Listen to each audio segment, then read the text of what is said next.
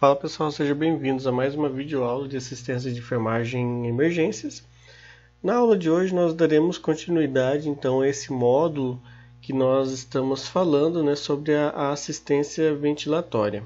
Então na videoaula anterior nós comentamos um pouco sobre as técnicas de assistência ventilatória e nessa aula de hoje nós falaremos sobre a ventilação mecânica, tá? Então, quem for trabalhar em urgência e emergência, principalmente no ambiente de UTI, é essencial para o enfermeiro, então, saber manusear um ventilador mecânico. Tá? Então, gente, a insuficiência respiratória aguda, que nós já comentamos um pouco na aula passada, ela ocorre, então, quando a troca de gases nos pulmões ela se torna então incompatível com a velocidade de consumo de oxigênio e da produção de gás carbônico também nas células. Então acaba que o resultado disso é uma então diminuição da pressão arterial de oxigênio, que vai levar então a uma hipoxemia e um aumento da pressão arterial de gás carbônico, que é a hipercapnia, tá? As causas dessa disfunção, elas podem então estar relacionadas com as alterações na ventilação e perfusão, que nós já comentamos também na aula passada, como por exemplo lá das atelectasia, das pneumonias, também por embolia, DPOC, que também é um dos principais, ou também pode ser ocasionado por algumas alterações mecânicas, como por exemplo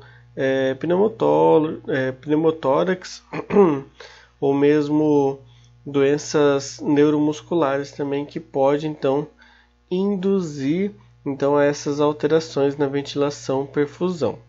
Tá? Então o paciente ele acaba então apresentando uma alteração do nível de consciência, que eu já comentei sobre isso. Geralmente então vai ter uma dispneia, vai fazer uma utilização mais forte então da musculatura respiratória auxiliar. Normalmente ele também vai apresentar sudorese, palidez e até mesmo cianose, podendo até então evoluir para uma diminuição da pressão arterial e também levar uma taquicardia, que eu já comentei por que vai levar essa taquicardia, se eu não me engano, na aula passada ou na aula de gasometria. Tá? Então, gente, é fundamental para essa aula vocês terem assistido a aula de gasometria e também a aula de técnicas de assistência ventilatória. Tá? Essa aula, gente, ela talvez fique um pouco mais extensa. É um conteúdo bem complexo, tá? Então eu preciso que vocês prestem bastante atenção nessa aula. Não é um conteúdo fácil, tá? Então eu já vou adiantando. O enfermeiro ele precisa saber sobre ventilação mecânica, muito embora num ambiente de unidade de terapia intensiva, geralmente então vai ficar a cargo do fisioterapeuta fazer então todo esse manuseio do paciente, então da questão ventilatória dele. Porém, a enfermagem precisa de qualquer jeito saber, tá, gente? A gente não pode, quem for trabalhar em um ambiente de UTI, essencialmente precisa saber mexer num ventilador mecânico. Tá? Então não tem como esperar chegar ao fisioterapeuta, esperar ele manusear, porque às vezes não tem como. Tá? Como é um ambiente então de intensa rotatividade até de pacientes, e às vezes precisa então o enfermeiro mesmo fazer a montagem do ventilador. Tá? Então inclusive é muito comum o enfermeiro então fazer essa montagem do ventilador. Mas, bom, é isso. É para a gente também não ficar muito extenso, porque no final dessa aula eu vou comentar um pouco mais sobre o papel da enfermagem. Bom, primeiro então, diante então dessa introdução, nós falaremos um pouco sobre os objetivos então fisiológicos da ventilação mecânica. Bem, eu elenquei aqui então 3 objetivos mais essenciais então para essa ventilação. O primeiro então é manter ou modificar a troca de gases, troca gasosa, perdão, né, pulmonar.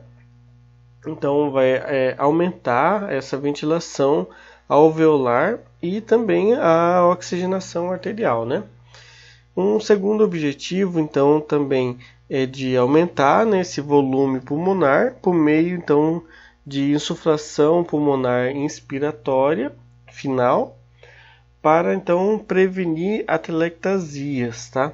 Também para, e acaba, então, de utilizar de suporte, então, para pressão expiratória final positiva, tá? Que a gente vai falar um pouco mais para frente, que a gente chama de PEP. Eu já comentei isso também já na aula passada, tá? Então, só que eu só citei, na verdade, e nessa aula a gente vai se aprofundar mais sobre isso. Então, para fim, então, de otimizar então, essa capacidade residual funcional, tá? E um terceiro objetivo fisiológico da ventilação mecânica é reduzir, então, o trabalho muscular respiratório. Lógico que o paciente que vai utilizar desse mecanismo, né, desse respirador, são esses pacientes então que eles não conseguem fazer esse movimento inspiratório e expiratório sozinho, tá? Então por isso é necessário, é fundamental que se utilize um ventilador mecânico. Nos tempos de pandemia, como nós estamos passando, né, atualmente, acho que nunca se ouviu falar tanto sobre esses ventiladores mecânicos, né? Até pelo mercado negro, né, que está tendo em diversos países. Então, imagina um enfermeiro não sabendo mexer, né? Para quem foi trabalhar numa ala de Covid, principalmente mais voltados para a UTI, em que com certeza todos os pacientes eles vão estar necessitando de um ventilador mecânico, né, por conta das alterações, né, que o vírus ocasiona no sistema, no organismo, né, do indivíduo. Então, por isso é importante. Bom, falando então já dos objetivos fisiológicos, agora nós falaremos sobre alguns outros tipos de objetivos, que são os objetivos clínicos, então, para se utilizar essa ventilação mecânica, tá? Então, basicamente são 7, então, objetivos clínicos, tá? O primeiro, então, é reverter a hipoxemia, né, aumentando a ventilação alveolar, aumentando também o volume pulmonar, diminuindo o consumo de oxigênio e aumentando a oferta desse oxigênio para o paciente. Segundo objetivo é, então, reverter a acidose respiratória aguda. Então, lembrando lá da aula de gasometria que nós comentamos sobre como, de uma forma compensatória, o nosso pulmão então tem uma função muito importante para então deixar o nosso pH sanguíneo mais ácido, tá? Por conta lá da pressão então de gás carbônico. Outro objetivo é então prevenir e reverter atelectasias e fadigas também do músculo respiratório. Atelectasias eu já comentei então que é um fechamento, pode-se dizer assim, dos alvéolos lá, que pode ocorrer por diversos motivos, tá? Como por exemplo fluidos, tá? Que possam está então ocasionando essa eclosão, não, me fugiu a palavra correta, que ele vai ter então um estreitamento então desses alvéolos. Bom, um outro objetivo é então permitir a sedação, permitir a anestesia e também permitir o bloqueio neuromuscular, tá? Então, a depender do procedimento que esse paciente necessite, então é necessário então fazer essa ventilação mecânica, porque por conta então da sedação, por conta do bloqueio neuromuscular, né, e dependendo da anestesia, esse paciente não vai ser capaz então de realizar então os movimentos inspiratórios e expiratórios. Outro objetivo é então reduzir o consumo de oxigênio sistêmico e também miocárdico, assim como reduzir a pressão intracraniana e também estabilizar a parede torácica. Tá? Então, esses são 7 objetivos clínicos para a utilização então, de um ventilador mecânico. Então, sempre quando for necessário utilizar nesse paciente, ele vai estar então sendo necessário por conta de algum desses fatores, tá? Então, que eu mencionei anteriormente, e o objetivo da utilização vai ser alguma dessas situações. É claro, gente, que, por exemplo, aqui no caso do segundo objetivo de reverter a acidose respiratória aguda, não é por conta de uma simples acidez na sanguínea, no pH, que já vai necessitar de um respirador mecânico, né? Claro que não. Tem então outros fatores associados e também que dependendo de como que está esse sistema compensatório, né, do sistema tampão desse paciente, é que então vai ser investigado para ver a necessidade então real da utilização desse ventilador. Bem, agora falaremos um pouco sobre alguns princípios fundamentais então da VMI, tá? Que é então ventilação mecânica invasiva. Tá? Invasiva por quê? Vocês vão ver quando falarmos sobre como que é a instalação. Aliás, a gente nem vai focar tanto sobre isso. Então, vocês lembram da nossa última videoaula? Nós comentamos então sobre algumas técnicas, né, de ventilação. E a última que eu apresentei foi a intubação, né? A intubação orotraqueal, que é então a que nós iremos utilizar para fazer a colocação do paciente então na ventilação mecânica. Bom, então voltando aqui ao assunto sobre os princípios fundamentais. Bom, gente, a tecnologia empregada em ventilação mecânica, ela compreende então todos os métodos, todos os procedimentos e os equipamentos também que são já validados, né, e foram desenvolvidos com o propósito então de atender a essas necessidades, né, ventilatórias dos pacientes. Então, o objetivo desses princípios são então de proporcionar então uma ventilação adequada, né, com um mínimo de efeitos adversos, né? Então, por esse procedimento que ele é bastante invasivo, tá? Então, o ventilador artificial, ele tem então essa função de ventilar, de oxigenar e também de umidificar o sistema respiratório, tá? Então, ao ventilar, o equipamento então administra uma massa de gás denominada volume corrente, tá? Que tem essa sigla de VC, para manter então um equilíbrio com o gás alveolar. Então, retira o gás oferecido, trazendo juntamente com o dióxido de carbono, que é o CO2. Então, a ventilação mecânica ela é realizada por ciclos ventilatórios constituídos então de duas fases, a inspiratória e a expiratória. Isso é muito importante, gente. A gente vai ver que inclusive tem na montagem do circuito do ventilador mecânico tem todas essas etapas para qual que são os itens para a inspiratória e qual que é para a parte expiratória. Então é importante a gente saber então que tem esses dois ciclos ventilatórios, tá?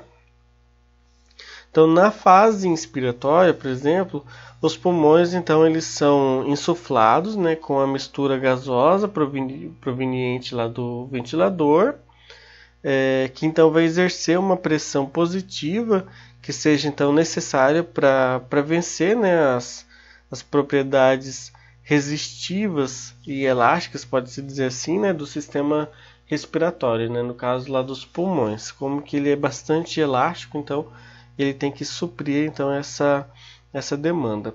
Então no final dessa fase, ela já vai coincidir com a segunda fase, que é a expiratória, tá? Então na qual então o ventilador ele vai abrir uma válvula de exalação, que nós vamos ver daqui a pouquinho, vou até mostrar fotos sobre ela. E essa válvula de exalação ele vai então possibilitar esse esvaziamento dos pulmões, tá? Então, durante a fase inspiratória, a pressão, o fluxo e o volume eles vão aumentar, né, seus valores em relação à fase expiratória. Então, dessa forma, tem então a mudança de fase inspiratória para a expiratória. Então, por isso que a gente chama de ciclagem do ventilador, tá? Então, que vai ser então limitada a essas variáveis, que é a pressão, o volume, o fluxo e também o tempo, tá?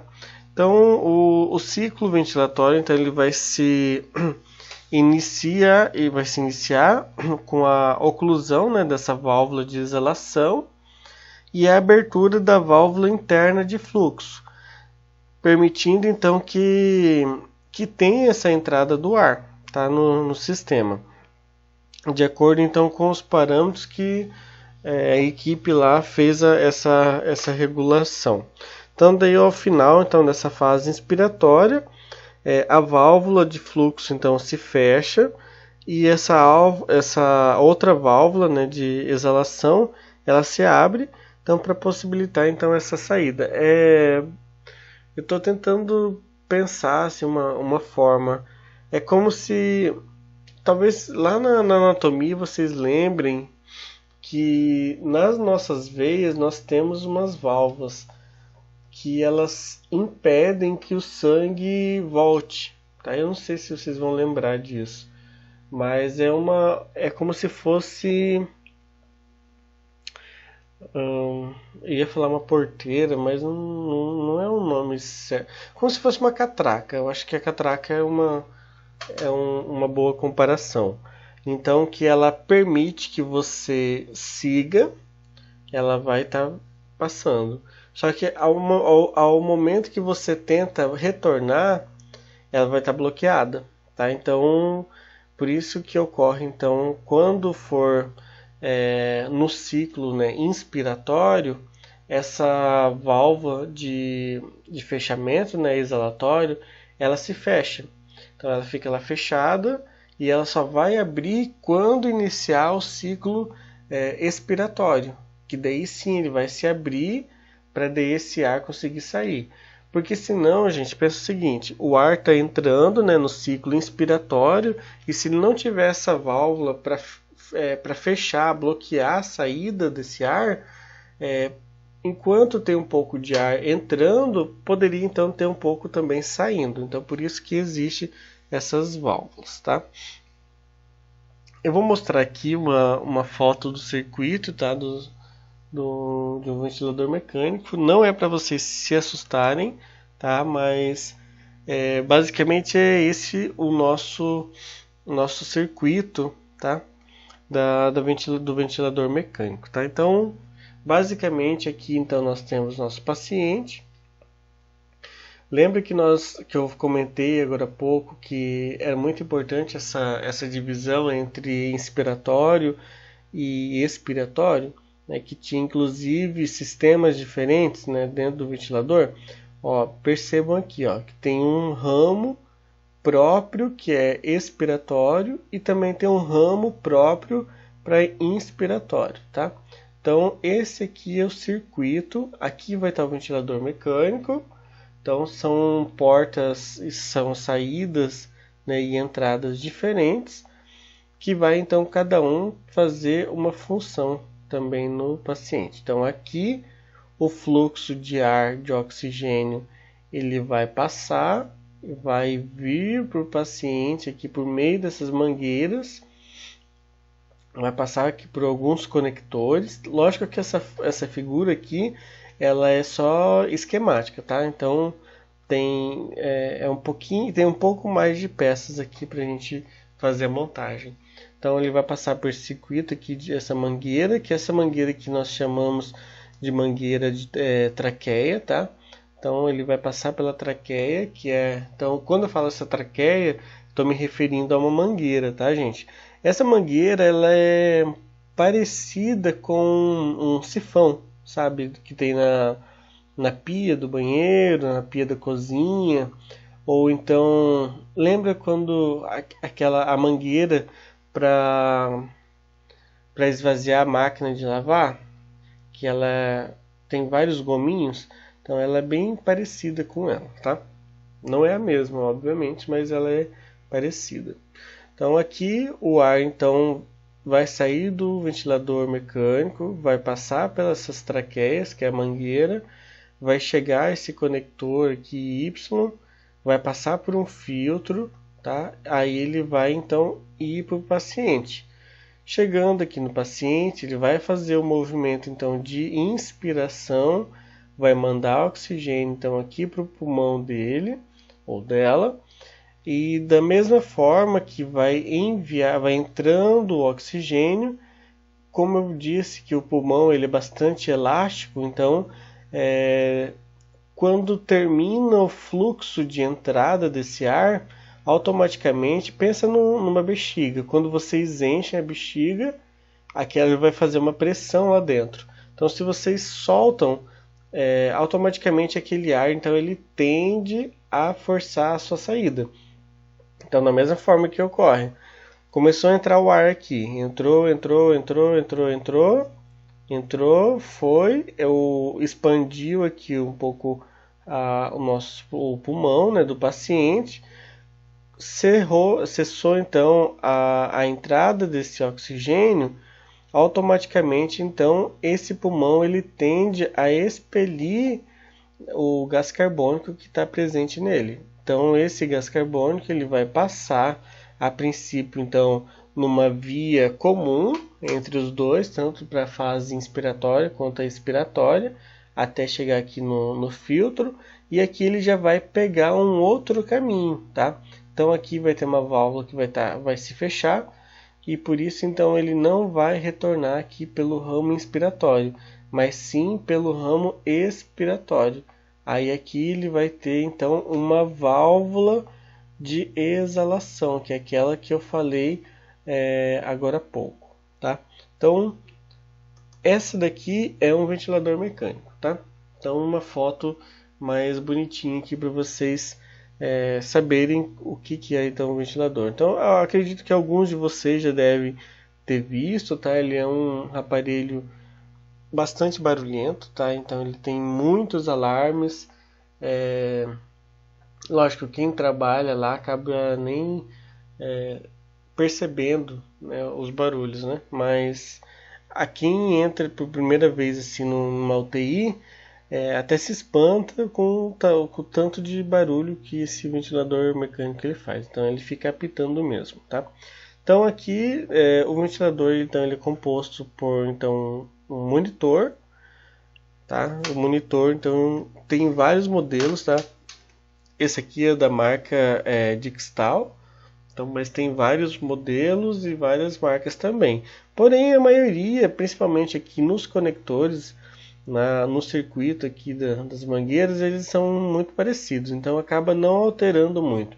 O que vai alterar mesmo é então a configuração, na verdade a disposição aqui dos menus, né? Porque as variáveis que vão ser analisadas e que a gente vai ter que mexer são as mesmas, tá? Então não vai alterar. Então o que vai alterar mesmo é só talvez que alguma tem um botão diferente que tem que apertar para fazer a seleção daquela variável, tá? Mas isso é o de menos. Sabendo montar um ventilador, sabendo o que cada botão faz, né? Cada variável necessária para fazer dos parâmetros, vocês já vão saber, gente, vão saber se virar, tá? Daí aí é só acostumar mesmo com o modelo do ventilador, tá? Então, geralmente então ele é em forma assim de um carrinho, para ele ser fácil de transportar, né, para um lado para o outro. Então ele vai ter um monitor, acoplado a esse monitor, então ele vai ter as saídas, né, do ventilador mesmo, tanto a saída inspiratória quanto a expiratória. Então vai ter também as mangueiras que eu falei lá, que são então as traqueias. Então essas são as traqueias. Nessas traqueias eles têm alguns conectores também, tá? E vai chegar então, aqui ele não está completo, tá? Aqui ele chega só até o conector Y, mas daí aqui ele passaria para um próximo que vem a ser o filtro, e daí depois do filtro que vai então para o paciente. É bastante coisa, mas então a gente vai comentar sobre cada um deles, tá? Para ficar mais fácil para vocês. Bom, esse aqui então, a gente agora vai falar sobre o circuito, né, de montagem desse ventilador. Lhes apresento então a primeira parte aqui do ventilador, do circuito, que são as mangueiras, né, que eu já disse, nós chamamos também de traqueias, tá? Então são 5, tá, que vai vir no kit para você montar. São 5 mangueiras no caso, né? São 2 maiores e 3 que são menores, tá? Então o que aqui tem uma mangueira só, tá? De uma marca diferente, inclusive dessa daqui. É mais comum a gente encontrar essa com aqui suas terminações aqui azul, que geralmente é um material de silicone bem molinho assim, e se adere bem mais fácil, tá? Do que esses tipos de conectores aqui, que é uma forma meio que por pressão. Então às vezes para tirar esse daqui ele é meio chato, tá? Então esse modelo aqui ele é um pouco mais fácil. Como que nós vamos montar o nosso circuito? Aqui ele tá tudo junto, tá? Mas talvez, deixa eu ver, acho que não sei se vocês conseguem perceber, mas então, como eu disse, vem então duas mangueiras mais longas e 3 mangueiras mais curtas, tá? Então, o que a gente chama de intermediária, e essa daqui são as longas. Como que funciona? Aqui ele já está montado, tá? E aqui vocês vão perceber que tem uma que está solta, porque tem uma forma diferente de montagem. Então, por isso que ele já vem para caso você precise então de um umidificador. Aí você vai precisar dessa mangueira aqui também. Se não for fazer a umidificação do ar, aí só os 4 aqui já basta. Então, são 2 pequenas, que no caso é essa daqui e essa daqui também, são 2 menores, que elas vão ser conectadas no ventilador mecânico, tá? Então, as 2 mangueiras menores são conectadas no respirador, no ventilador mecânico. Elas são unidas às mangueiras maiores por meio de um conector também, que é esse daqui, tá? Então esse aqui é um conector de traqueia, essa parte aqui de cima. Aí acoplado a ela tem um pote coletor. Aí vocês vão falar, mas para que isso? Assim que ela vai ficar no sistema, tá? Então você vai conectar uma mangueira, vou até pegar uma foto aqui, não vai dar muito certo isso, mas vou tentar. Ó, como se fosse assim, aqui tá a minha mangueira menor, tá? Que vai estar, essa entrada aqui vai estar grudado lá no ventilador mecânico. Esse aqui, é lógico que ele está bem grande, né? Mas ele está representando esse. Chegando ao final dessa traqueia menor, então nós vamos fazer o que? Nós vamos, vou trazer para frente aqui. Vamos conectar então esse primeiro conector de traqueia. Esse primeiro conector de traqueia vai ser então acoplado também a um potinho, um pote coletor. Por quê? Dependendo da umidade desse ar, a gente não pode ficar mandando uma umidade muito grande para esse paciente, né? Então a umidade a água, né? Então não é interessante a gente ficar enviando água para o pulmão desse paciente. Então por isso que nós passamos o ar por um sistema então que faz a retirada dessa umidificação. Então se está úmido, ao invés dele já passar direto para a segunda mangueira, essa umidade, essa água, ela vai descer aqui, tá? Então ela vai ficar presa. Tanto que esse sistema aqui você consegue retirar, mas a água, ele tem uma mola aqui dentro que ele não deixa, se tiver água, essa água passar, tá? Então a água consegue entrar nesse sistema, mas ela não vai conseguir sair, tá? Então ele vai ter da mesma forma como eu falei anteriormente sobre a tal da traqueia, ai meu Deus, eu falei errado já, da catraca, né? Que entra, mas não sai, tá? Então mais ou menos o mesmo mecanismo. Então vou apagar aqui. Então esse daqui então é um conector de traqueia. Aqui também é um outro conector de traqueia, tá? Então, de um lado sempre vai estar a mangueira menor, que vai estar acoplada no ventilador mecânico, vai chegar até esse conector de traqueia, que vai estar com um pote de coletor, né, de umidade. Na sua segunda saída, vai ir a próxima mangueira traqueia, que é essa mangueira aqui, que é a mangueira então maior, tá? Então ela tem um tamanho bem diferente, tá, gente? Aqui ela não está aparecendo muito não, mas o tamanho dessas mangueiras, ela é visivelmente ela é bem diferente. Bom, chegamos então, nós já conectamos nossa mangueira pequena, chegou aqui no nosso conector de traqueia, conectou a próxima mangueira, que é a mangueira maior, aí vai chegar aqui. Aqui, gente, a gente vai chegar a um outro conector, que então vai ser esse cara aqui, ó, que é o conector Y, que a gente chama, que é o conector o quê? Esse conector Y vai então ligar o sistema inspiratório com então o filtro que vai para o paciente, da mesma forma que também vai ligar com o sistema expiratório, tá? Então essa mangueira aqui, traqueia, chegou até esse conector. A gente está falando ainda da via inspiratória, tá? Então a gente partiu lá do ventilador mecânico e a gente está indo para o paciente. Chegou aqui nesse conector, ele vai passar para um filtro, tá? Eu vou já até inclusive falar sobre isso. Vou dar uma pulada aqui de alguns slides, depois eu volto já para a gente seguir nesse mecanismo aqui. Então, depois aqui desse conector Y, gente, o ar ainda continua passando para cá.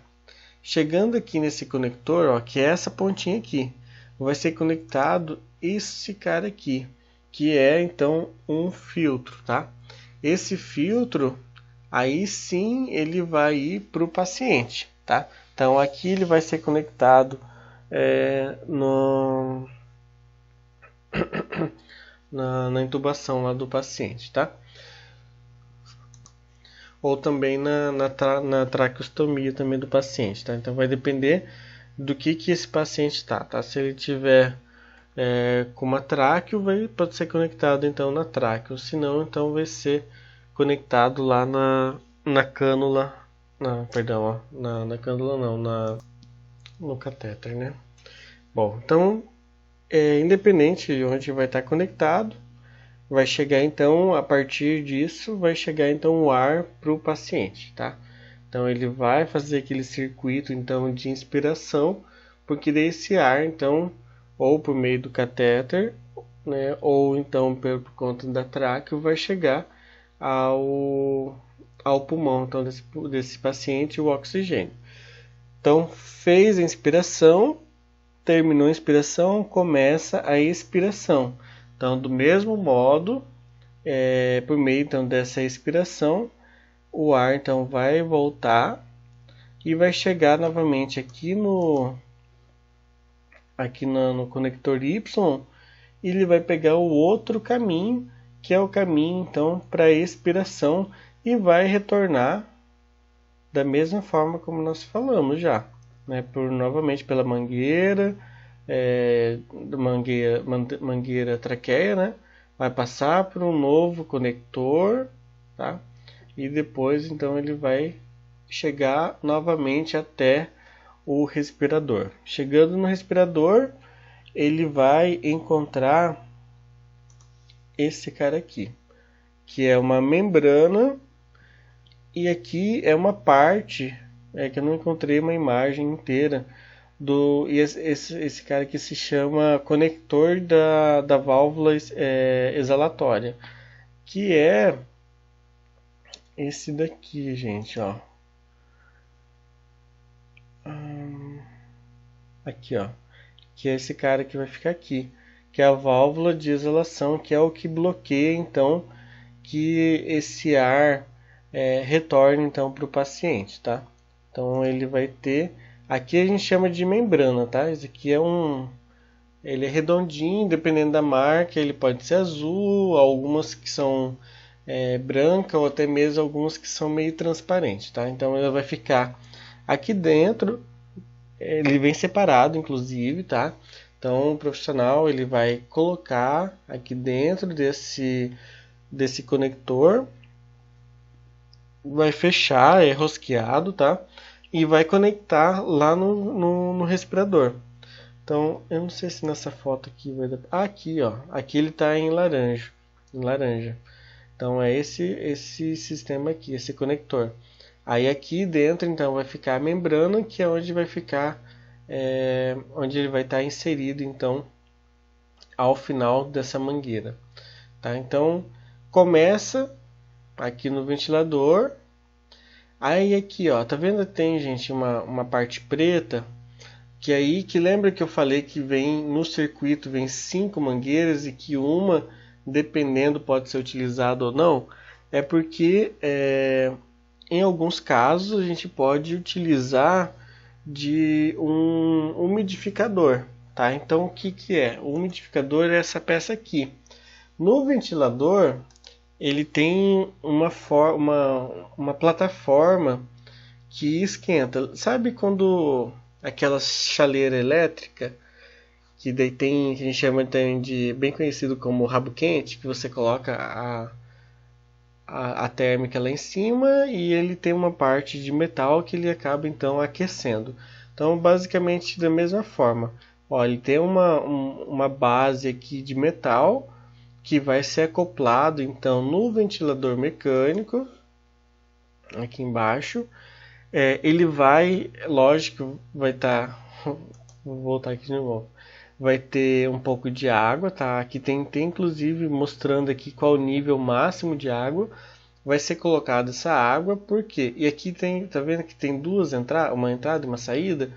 Porque daí a gente vai utilizar essa quinta mangueira. Porque então, primeiro a gente vai sair aqui do ventilador, essa mangueirinha aqui, vai passar do ventilador, vai ir para o umidificador, tá? Então o umidificador vai ser acoplado, aí esse ar então, antes de ir para o paciente, ainda vai sair do ventilador, vai passar aqui no umidificador, aqui ele vai estar mais quente esse ar, ele vai umidificar esse ar e vai sair. Então, aí sim inicia aquele mesmo sistema. Então, quando a gente for utilizar um umidificador, essa parte aqui, que sem o umidificador a gente já colocaria direto no ventilador, então a gente vai acoplar ela ao umidificador. Então, primeiro vai essa peça, né, que seria aqui no ventilador, até o umidificador. Aí do umidificador segue então para o paciente, do paciente volta novamente para o ventilador mecânico, tá? Eu espero que vocês tenham conseguido entender. Então, novamente, então sai aqui tem então dois modos, né? O modo com umidificador e um modo sem umidificador. Se a gente for utilizar o modo sem umidificador, a gente vai utilizar 4 mangueiras. 2 mangueiras menores e 2 mangueiras maiores. Uma primeiro menor, que vai estar no ventilador mecânico, vai passar por um conector de traqueias, que também vai ter um pote coletor, vai ligar uma segunda mangueira maior. Essa segunda mangueira maior vai chegar até um conector Y. Esse conector Y vai se ligar a um filtro, que não aparece naquela imagem, que é esse daqui. O filtro vai então enviar para o paciente o ar. Chegou o ar no paciente, esse ar, então o gás carbônico ele tem que sair. Então ele vai voltar novamente por esse conduto aqui. Ele vai voltar, vai chegar até aqui novamente no conector Y.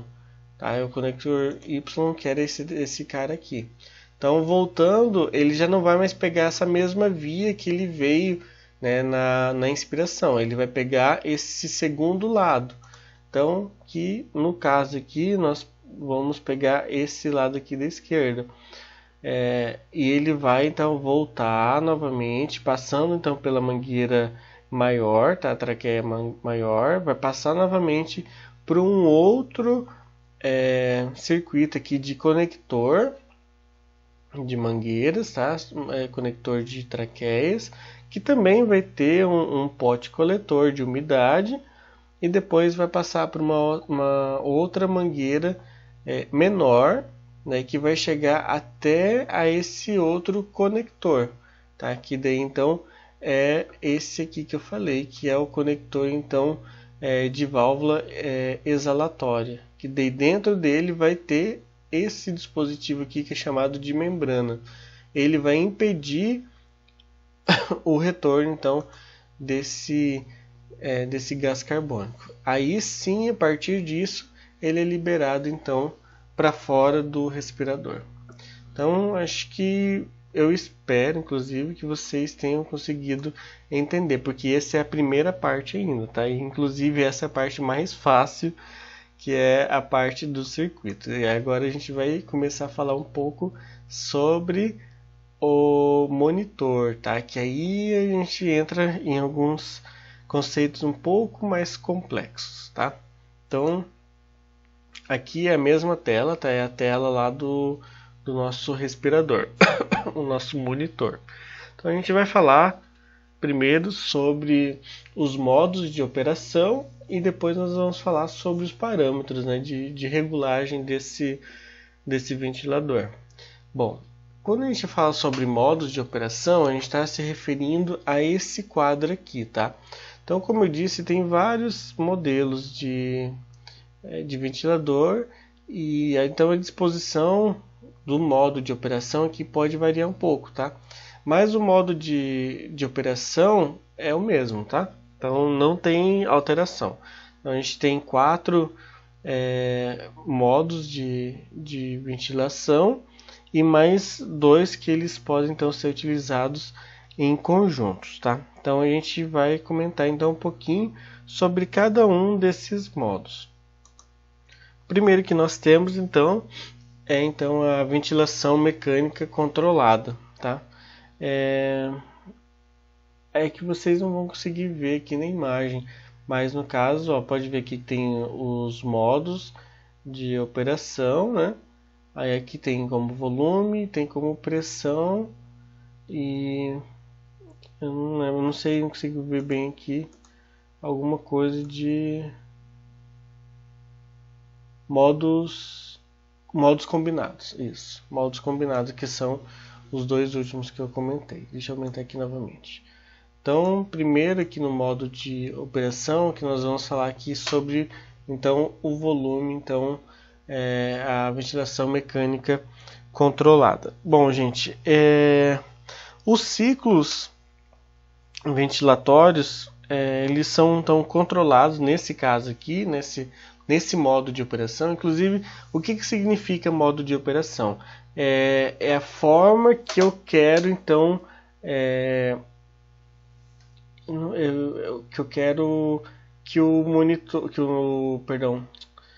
que o ventilador ele funcione, tá? Então eu posso colocar de um jeito que eu vou controlar mais, ou outro modo, por exemplo, que o ventilador ele vai poder alterar mais, tá? Então tem os modos de operação que eu posso colocar.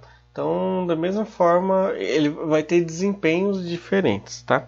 Então, a depender do modo de operação que a gente coloca. Então, nesse caso aí da ventilação mecânica controlada, então os ciclos ventilatórios eles são controlados pelo próprio equipamento, tá? Independente do esforço inspiratório do paciente. Então, de acordo com a programação da frequência respiratória, também do volume corrente ou da pressão inspiratória máxima pré-determinados, né, pelo profissional da saúde, né, do enfermeiro, do médico, do fisioterapeuta, tá? Então ele é indicado para pacientes que têm um esforço respiratório marginal, né, ou que não tenha, né, nada, como por exemplo nas disfunções neurológicas e neuromusculares, tá?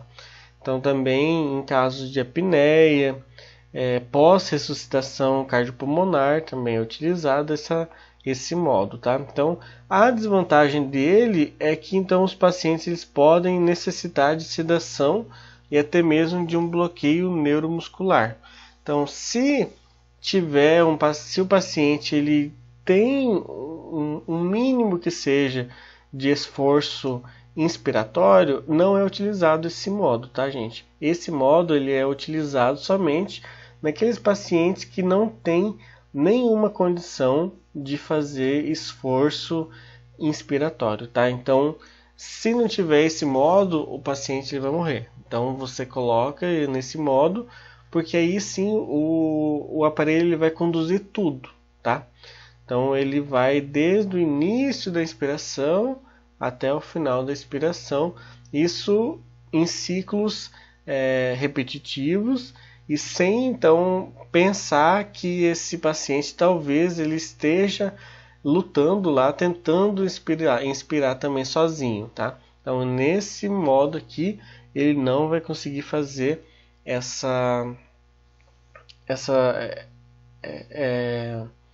não vai conseguir analisar dessa forma, tá? Então ele não vai levar isso em consideração. O segundo modo é então a ventilação assistida controlada, tá? Nesse modo aqui, o ciclo ventilatório ele vai ser preferencialmente iniciado pelo esforço inspiratório do paciente, tá? Então o profissional ele vai determinar então o esforço necessário para disparar esse ciclo, tá? Então por meio de uma regulagem de sensibilidade, né, à pressão e ao fluxo também de ar. Então esse deve ser um modo de escolha inicial e também de manutenção, né, da ventilação mecânica com pacientes que tenham uma insuficiência respiratória aguda, né? Então justamente porque ele representa então uma forma de suporte ventilatório que acaba possibilitando então que o paciente determine sua própria frequência, né, respiratória e também o paciente determina então a quantidade de volume por minuto, tá? Além então de assegurar uma ventilação mais controlada no caso de uma apneia, tá? A principal desvantagem desse modo aqui de operação é o risco de hiperventilação, tá? Então, diferente e recapitulando já do primeiro modo ali, que é da ventilação mecânica controlada, em que o aparelho ele vai ignorar a possibilidade desse paciente estar conseguindo fazer um movimento inspiratório. Nesse segundo, ele já vai conseguir então distinguir, tanto que ele vai então esperar que o paciente faça esse movimento e quando esse paciente fizer esse movimento, criar essa pressão, aí o ventilador ele vai complementar então com o que falta, tá? O terceiro, que é então a ventilação mandatória intermitente sincronizada, é um modo que vai permitir que o paciente respire espontaneamente nos intervalos de ciclos ventilatórios, tá? Que sejam então controlados pelo equipamento.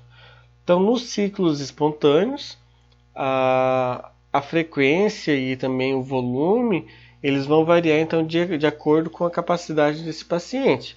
Então, os ciclos controlados, eles são sincronizados também pelo esforço inspiratório desse paciente. Então, nesse modo, então, é utilizado como um suporte intermediário assim, para o paciente que não consegue sustentar então, uma ventilação espontânea por um tempo muito prolongado. Tá? E também é utilizado no desmame. Tá? Quando a gente vai falar um pouquinho mais para frente sobre desmame, que é a retirada então, dessa ventilação. Então, nesse modo aqui, ele acaba propiciando um melhor sincronismo, tá, entre o paciente e o ventilador. Então acaba tendo uma menor necessidade então, de sedação e acaba também diminuindo, né, a pressão média nessas vias aéreas. Como desvantagem, nesse modo aqui,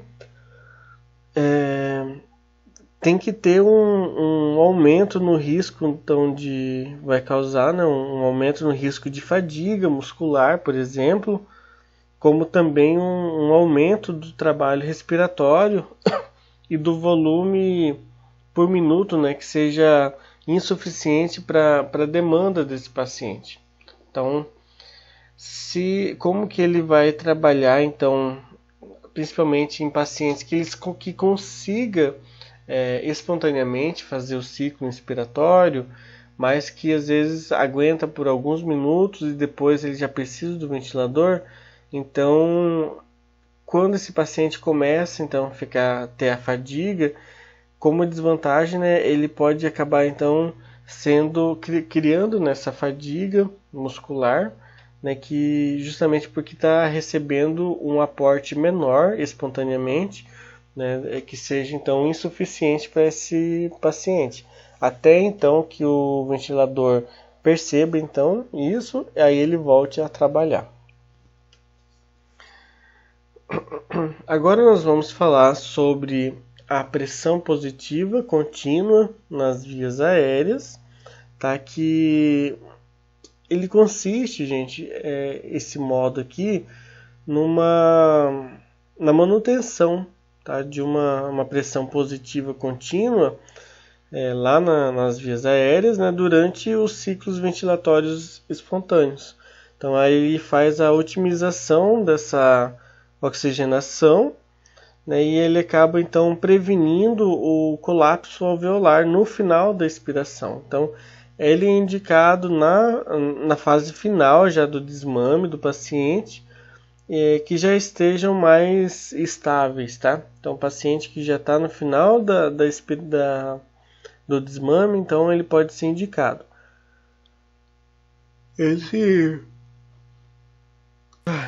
Eu pausei aqui um pouquinho só para bocejar, gente, porque já são 3 horas da manhã que eu estou gravando essa videoaula. Até me perdi no que eu estava falando. Esse modo então ventilatório, ele pressupõe então que o paciente já vai estar consciente, né, como que está no final do desmame, né? Então esse paciente já deve estar consciente, já deve estar também orientado e também, obviamente, com toda a parte hemodinâmica dela já mais estabilizada, né? Bem, como que eu tinha falado que nós temos então 4 modos de operação, né, que são esses 4 que eu falei, mas tem mais 2 aí, né? Então, com o propósito de otimizar a ventilação, também pode ser utilizado então recursos pressóricos, tá? Que a gente chama de como se fosse métodos adjuvantes, sabe? Então que eles vão fazer uma combinação com esses 4 modos convencionais, como posso dizer assim. Tá? Então, nesses 2 modos possíveis, né, para fazer essa combinação, esse modo combinado, que é o que está aqui embaixo, nesse modo, entre todos esses modos aqui, tá vendo? Tem um marcado, 2, 3, 4, 5, 6, são esses modos aqui de operação, tá? Então, na pressão final positiva expiratória, que é esse aqui, que a gente chama ele de PEP, tá? Esse PEP, a gente já comentou sobre ele na nossa aula passada, tá? Então, se você não lembra, dá uma relembrada. A gente acabou já citando ele um pouquinho na nossa aula, então, de métodos lá de técnicas, perdão, para assistência ventilatória. Tá? Então, ele vai consistir então numa pressão positiva que seja maior do que a atmosférica, né, aplicada nas vias aéreas no final da expiração. Tá? Então, ele tem a finalidade de impedir o colabamento também então, dos alvéolos. Tá? E com isso ele acaba então diminuindo esse trabalho ventilatório, além então de diminuir a resistência mesmo das vias aéreas e também acaba melhorando então a oxigenação arterial.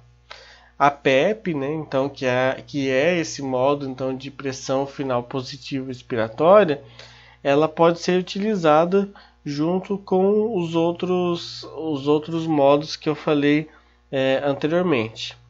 Minto, na verdade não são com todos que ele pode ser utilizado, tá? Ele pode ser utilizado com a ventilação mandatória intermitente sincronizada. Ele também pode ser utilizado junto com a pressão positiva contínua nas vias aéreas também e na ventilação mecânica controlada. Então, esse cara aqui, então, ele pode ser utilizado nesse modo aqui em conjunto, combinado, também com esse, que é a ventilação mandatória intermitente sincronizada, e com a pressão positiva contínua nas vias aéreas. Então, o único que ele não pode ser utilizado em conjunto é com a ventilação assistida e controlada, né?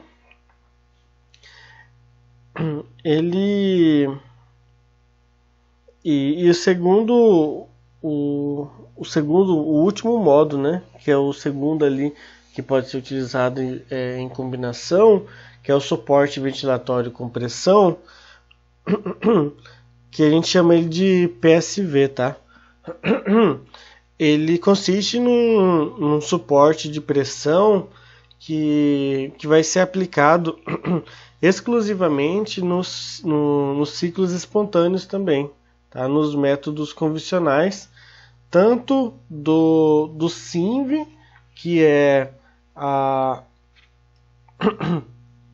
ventilação mandatória intermitente sincronizada, que é o terceiro modo ali, como também na pressão positiva contínua das vias aéreas, que é o quarto modo ali. Então ele pode ser utilizado nesses dois. Ele vai ser então iniciado na fase inspiratória. Então quando é iniciado essa fase inspiratória, uma pressão já pré-determinada, né, vai ser mantido até que caia esse fluxo inspiratório do paciente, geralmente por volta de 25% do valor máximo, tá? Então ele vai atuar complementando o esforço do paciente, tá? Então ele vai acabar possibilitando então que seja vencida, pode-se dizer assim, essas forças resistivas lá do pulmão, que eu já comentei anteriormente, tá? Acaba que é bom isso porque para o paciente ele é muito confortável, tá? Então, porque o paciente ele vai ter esse controle sobre o ciclo respiratório, tá? Então, a aplicação desse modo, então ele vai acabar possibilitando então um aumento, né, desse volume corrente e também vai ter uma redução dessa frequência respiratória, tá? Então, é lógico que a monitorização cuidadosa ela é necessária, né? Já que nem todo volume corrente ou minuto, né, seja então garantido por essa modalidade. Tá? Então ele pode ser mal tolerado, por exemplo, em pacientes que têm uma alta resistência de vias aéreas. Então tem que tomar um pouquinho de cuidado, mas de modo geral ele é um modo muito eficaz, tá? Como eu tinha falado, além dos modos de operação, que são esses controles que estão aqui nessa barra lateral esquerda, nós também temos alguns parâmetros, tá? Parâmetros de regulagem, que nós vamos comentar agora, que é esses aqui, ó. Então, os parâmetros para regulagem do ventilador, que são esses controladores aqui debaixo, tá? Então aqui são 1, 2, 3, 4, 5, 6, 7, são 8 então parâmetros. Na verdade aqui o sistema de alarme não está aqui embaixo, tá? O sistema de alarme está aqui. Então são 7 parâmetros aqui que a gente controla aqui embaixo e mais o de alarme aqui do lado direito. Então aqui a gente vai então comentar sobre cada um desses parâmetros, tá? Alguns talvez sejam um pouquinho mais conhecidos e outros talvez não. O primeiro então que a gente vai falar é sobre o FO2, que é a fração inspirada, né, de oxigênio. Ele vai corresponder à concentração percentual do oxigênio, né, que vai ser inspirado, tá? Então, geralmente a gente recomenda iniciar em 100%, tá? Ele é o primeiro controle aqui, tá, gente? Esse primeiro aqui. Deixa eu aumentar aqui a tela para ver se vocês conseguem ver. Aqui, ó, FO2, tá? FO2 é o primeiro controlador aqui. Quando você coloca aqui, vai aparecer aqui em cima, então, o valor. Então, geralmente a gente inicia ele em 100%, né, quando o paciente está mal, né, justamente para fazer a prevenção, então, da hipoxemia. E depois a gente vai fazendo uma redução progressiva, tá? Visando, então, a uma FO2 menor do que 50%. Tá? A gente inicia, então, com 100% e a gente vai reduzindo, então, progressivamente para que seja menor do que 50%. O ideal é manter uma FO2 que seja suficiente para obter uma saturação que seja acima de 90%. Tá? Então, a gente vai controlando, né, e sempre olhando a oximetria desse paciente, né, a saturação, então, para que esteja num valor razoável, tá, que seja na medida do possível menor do que 50%, mas que também mantenha, né, uma saturação acima de 90%. Também, lógico, então, sem expor, né, o paciente ao risco de uma toxicidade, né, pelo organismo. O segundo que nós vamos falar é a frequência respiratória, que é esse aqui, tá? Perdão. Não, aqui tá a frequência respiratória está aqui. Bom, frequência respiratória, gente, então, geralmente utiliza de 8 a 12, tá? Que são movimentos, né? Movimentos respiratórios por minuto. Mas assim, tem algumas literaturas que vocês vão ver que geralmente colocam em 20, tá? Em 20, então, movimentos respiratórios por minuto. Isso de 8 a 12, então, acaba sendo utilizado para a maioria dos pacientes que estão mais estáveis, tá? considerando então os níveis desejados, né, dessa pressão parcial do dióxido de carbono, né, que era o PCO2, né, e também do pH sanguíneo, tá, para ver se ele não está com uma acidose. Esse parâmetro, então, ele vai depender diretamente do método também de ventilação escolhido, né, que é aqui do modo, né, também da taxa metabólica, do nível de ventilação mecânica também, e claro também do espaço morto. Eu acabei esquecendo de comentar, gente, que dependendo do modo que eu vou escolher aqui, ele vai acender algumas luzes que são controles que a gente pode fazer manualmente. Então, dependendo do modo que a gente escolher, ele vai dar algumas opções, tá? Então, nessas variáveis, nem sempre o enfermeiro ele vai ter acesso para fazer a alteração, tá? Então, vai depender do modo que for escolhido, ele pode, então, mostrar alguns ou não, tá? Então, não vai mostrar quando não mostra, porque por conta daquele modo, ele já é pré-programado, tá? Já no sistema do ventilador. Então, por isso você não consegue fazer uma alteração dele, tá? Agora nós vamos falar sobre o volume corrente. Essa foto está muito ruim, gente. Volume corrente, aqui, ó. O volume corrente é esse daqui, tá? Que é o VT. Então aqui é um pouquinho mais fácil. No caso aqui, do modo que foi programado, o volume corrente eu conseguiria então fazer esse controle, tá? Então, o cálculo do volume corrente, ele é baseado no peso que seja ideal, né, do paciente. Considera também uma regulagem inicial, geralmente entre 10 até 12 ml por quilo, tá? Só que, então, para fazer uma prevenção de lesão pulmonar, né, por hiperdistensão alveolar, tende-se a utilizar uns volumes mais baixos, tá? Então, geralmente utiliza de 5 a 8 ml por quilo. Esses ajustes eles têm que ser considerados levando em consideração o que a gente falou anteriormente lá sobre a pressão de dióxido de carbono, né, que é a PCO2, tá? Bom, agora nós vamos comentar sobre a pressão inspiratória máxima, que eu coloquei o Pmax, tá? Eu estou tentando procurar ele aqui, mas eu não estou conseguindo achar aqui não.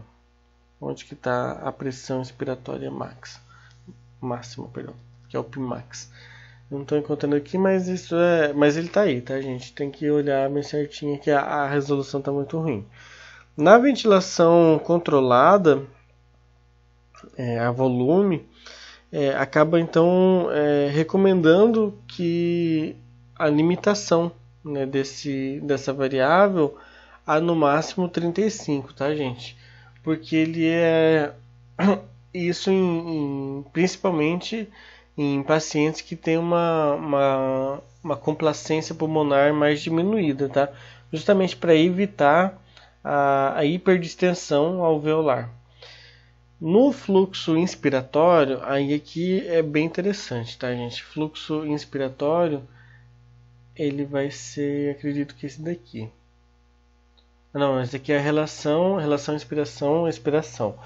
Mas assim, no fluxo inspiratório, gente, eles nos ciclos controlados, a escolha então do pico de fluxo determinará então a velocidade com que esse volume corrente vai ser ofertado, tá? E consequentemente também essa relação da inspiração com a expiração, que é o próximo parâmetro.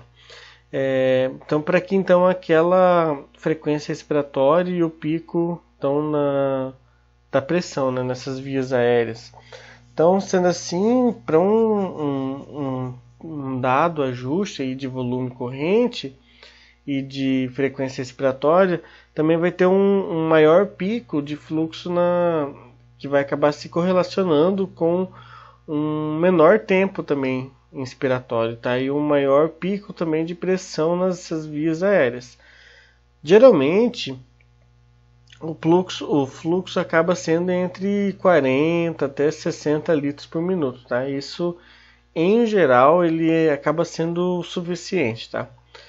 Para manter então essa pressão inspiratória. É interessante, já vou até comentar junto com esse de baixo, que é a relação inspiração-expiração, que vocês conseguem até fazer isso vocês mesmos, conseguem perceber em vocês, tá? No caso, ele é conhecido como essa sigla aqui, ó, I, E, tá? Que é então essa relação do I, que é a inspiração, com o E, que é a expiração, tá? Que é aqui. Geralmente é de 1 para 2. E por que é isso, tá, gente? Quando vocês percebam, respirem vocês e depois soltem, tá? Então façam esse ciclo então de inspiração e depois de expiração. Vocês vão perceber que o tempo para vocês fazer a expiração ela é bem maior, tá? Então nesse parâmetro a gente está falando então sobre essa relação de tempo entre a inspiração e a expiração, tá? Então geralmente o tempo de inspiração é de 0,8 segundos e a de expiração em geral é de 1,2 segundos, tá? Então, quando a gente coloca ali no nosso ventilador, geralmente a gente coloca de 1 para 2, tá? Que é o tempo mais ou menos legal assim para fazer uma inspiração e 2 o dobro, né, do tempo que a gente utiliza para fazer a inspiração é o tempo que vai ser utilizado para fazer a expiração. Lógico que tem como a gente fazer esse controle, tá? Algumas pessoas colocam 1 para 1,5, tá? Porque acham que 2 vai ser muito tempo. Tá? Então tem essas mudanças que pode ser feito. Eu vou dar uma apressada, que a gente já está em 1 hora e 12 minutos de vídeo. Agora vamos falar sobre a sensibilidade. A sensibilidade, gente, ela consiste no esforço inspiratório que vai ser despendido pelo paciente, né, para disparar um novo ciclo, assistido então pelo ventilador. Então, o sistema de disparo por pressão acaba sendo mais comum, tá? Então, e recomenda geralmente colocar numa regulagem inicial, geralmente de -5 até -2, né, nessa sensibilidade. Então, quando o aparelho ele vai ter essa sensibilidade de perceber o esforço inspiratório, né, do paciente, e quando ele vê que o paciente tentou fazer essa inspiração, ele não está conseguindo, então por essa sensibilidade é que o ventilador então ele vai continuar esse ciclo inspiratório, então, para que haja um fluxo de oxigênio maior, né, que seja então compatível com a necessidade então do paciente. Por último, a gente vai falar aqui, por último aqui nesse slide, né, de parâmetros, nós vamos falar sobre o sistema de alarme, que é isso que eu falei aqui no canto direito, tá? O sistema de alarme, ele, além da escolha, né, do modo aqui, né, de regulagem inicial, né, dos parâmetros ventilatórios, ele deve, então, a gente precisa fazer um ajuste desses alarmes de monitorização, tá? Que eles deverão então ser mantidos sempre ativados, tá? E rigorosamente também avaliado, tá? Quando tiver algum disparo. Eles são considerados básicos os alarmes de frequência respiratória, tá? Que seja elevada, e também de limite de pressão inspiratória máxima e mínima, e também os alarmes de alteração, né, no suprimento de gases, ou também no caso de queda de energia elétrica, né? Então, tá vendo que tem algumas luzes que estão vermelhas e outras que estão em verde. Então, os que estão em verde aqui são os controles que são ativados. Na imagem que a gente não vai conseguir ver, mas aqui tem, ó, por exemplo, aqui aparentemente tem escrito bateria fraca.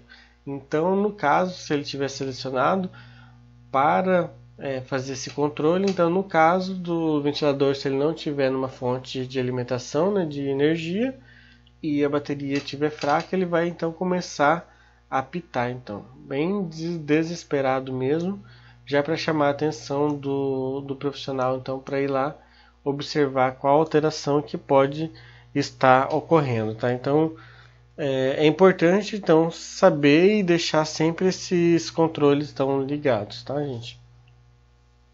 Já finalizando já nossa aula, a gente vai falar também um pouquinho sobre o desmame, tá? Eu já citei um pouquinho anteriormente sobre esse caso aqui, né, do desmame da ventilação, que ele vai ser então compreendido como um processo de transição da ventilação mecânica para a ventilação espontânea, tá? Então, nesse processo ele vai ocorrer de forma gradual, com a utilização então de intervenções terapêuticas, né, que sejam apropriadas para esse paciente, então com o fim de corrigir, né, impedimentos funcionais e até mesmo psicológicos, e de forma então a permitir que o paciente então reassuma a sua autonomia, né, ventilatória.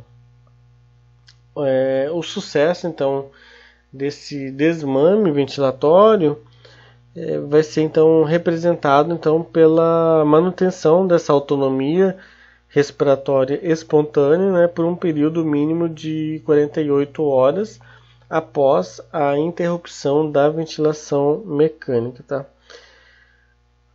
O que isso significa? Basicamente, então, vai ser uma diminuição cada vez gradual, né, da utilização desse respirador, de forma e tão somente quando o paciente então ele começa a ter uma capacidade de fazer esses movimentos inspiratórios sozinhos, tá? Então ele já está desculpa, gente, já está 48 horas fazendo então esse esforço, né, espontâneo, então já começa a fazer esse desmame gradual. Ele é importante, tá, gente, para o paciente. A princípio parece que estão judiando um pouco do paciente, porque isso dependendo do profissional, né, que vai estar lá calibrando então esse desmame. Porque depender, o paciente ele começa a aparentar que está com uma falta de ar, né, com uma fadiga muito grande. Tá? Então ele tem que ser bem ajustado para que também não ocorra, claro, que um esforço ventilatório muito grande, tá? E claro, precisa estar, né, sendo monitorado como que está essa saturação, porque não adianta forçar um desmame e a saturação do paciente começar a cair, né? E por último, a gente vai comentar um pouquinho sobre as ações da enfermagem, tá? Da equipe de enfermagem frente, então, ao ventilador mecânico, tá? Eu coloquei só como 3 palavras aqui, porque é o que representa mesmo as nossas ações da equipe de enfermagem, principalmente então em UTI. O papel então do enfermeiro, principalmente, e da equipe toda, na verdade, né? Nessa assistência ventilatória, gente, ela vai ser intensa, ela vai ser extenso e também vai ser muito complexo. Por que isso, gente? Ele vai ser intenso porque o enfermeiro ele é o agente, né, da equipe multiprofissional que é responsável por fazer o planejamento, por conduzir, por supervisionar também os cuidados para o paciente, né, que necessita desse suporte. Ele vai ser extenso porque ele tem um início, né, na provisão e na organização dos recursos materiais e equipamentos, passa lá pela instalação e manutenção desse ventilador mecânico e vai se estender até na reabilitação desse paciente. Então, por isso que ele é um período bastante grande, tá? Então, por isso que ele é bastante extenso. E ele também é complexo, porque ele então envolve também como posso dizer, ele envolve um corpo de conhecimento, né, necessário para fazer essa seleção e padronização também, né, dos materiais e dos equipamentos, em uma quantidade, uma qualidade também que seja adequada, e também na implementação, né, sistematizada da assistência de enfermagem. Então, por isso que ele é bastante complexo também. Tá?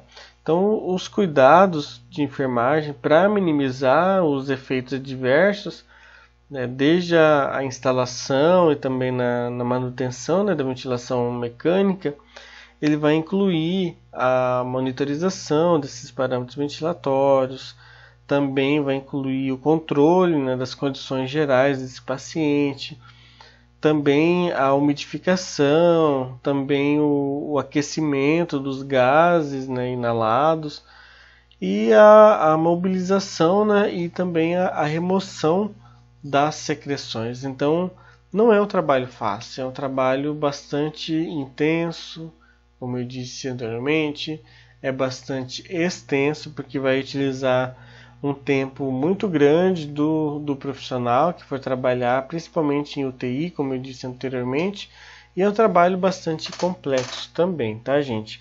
Em tempos de pandemia, como eu disse lá no começo dessa aula, a gente nunca ouviu falar tanto sobre ventilador mecânico, né? E aqui que a gente consegue ver, né, nesse período agora que a gente está passando, a importância, né, das pesquisas, a importância do desenvolvimento tecnológico, porque é um aparelho que tem um sistema simples, se for ver, tá? Que ele não tem um sistema, não é um sistema muito complexo, tanto que várias universidades, né, estão fazendo, né, esses ventiladores mecânicos, né, de forma mais caseira, digamos assim, mais artesanal. Então, e ele é extremamente importante, tá?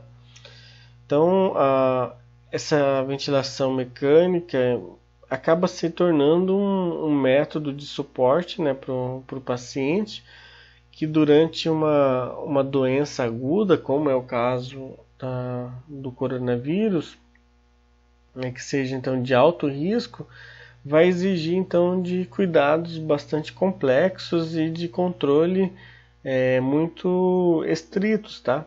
Então fazer uma centralização também de esforços e de coordenação também das atividades, tá? Então nesse cenário a efetivação então do processo de trabalho ele acaba tendo como um elemento essencial, né, a capacitação tanto técnica como científica de toda a equipe multiprofissional, né?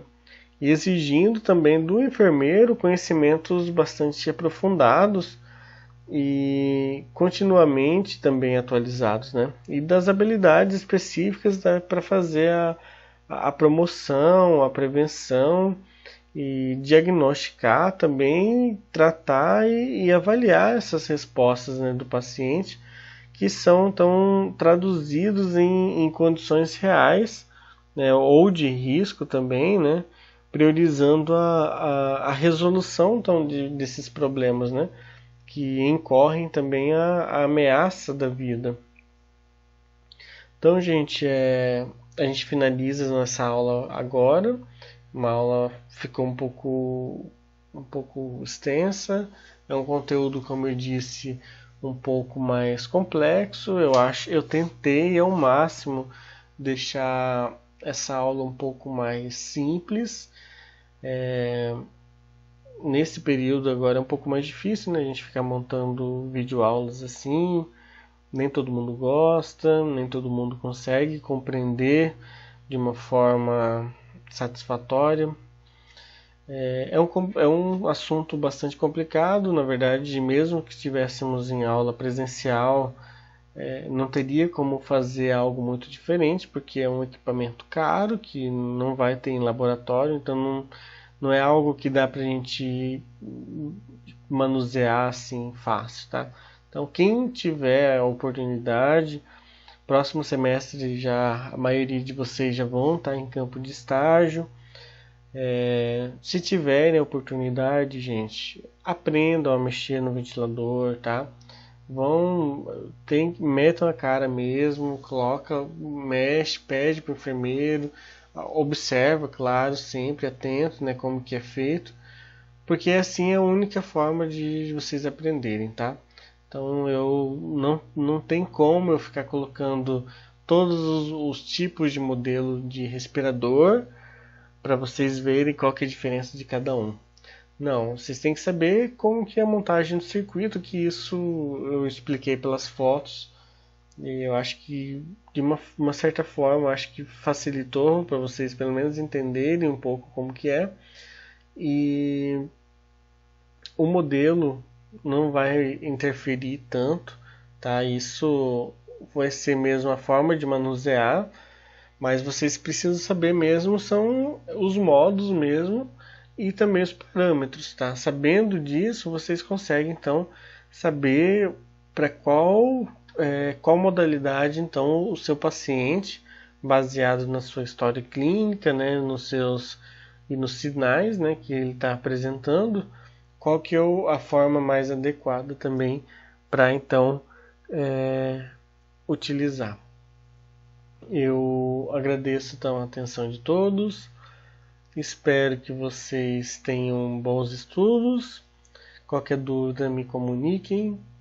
E nos vemos também então na nossa próxima aula. Até logo.